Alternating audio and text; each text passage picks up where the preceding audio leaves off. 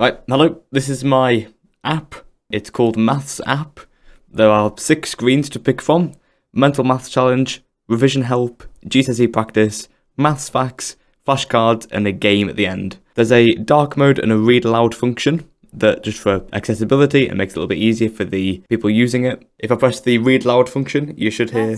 This app is designed to improve your GCSE maths. There you go. It just reads out the top little section. There's a dark mode function as well that just makes it look a little bit nicer.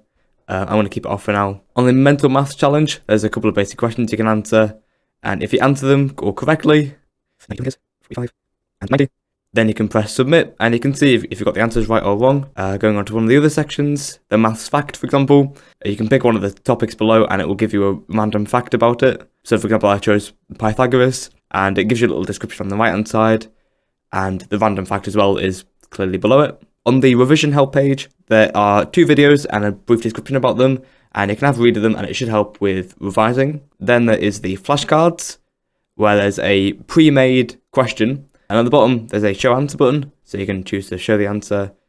Scroll across as well, and there's some other questions you can answer. Then there's the GCSE practice question.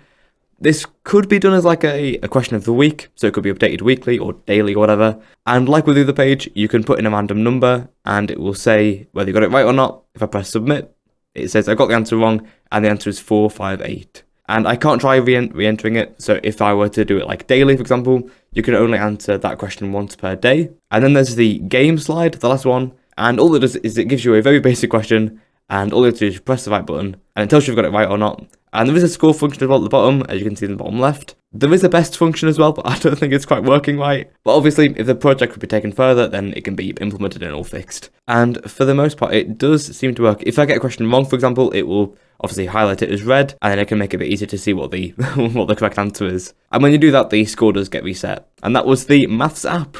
So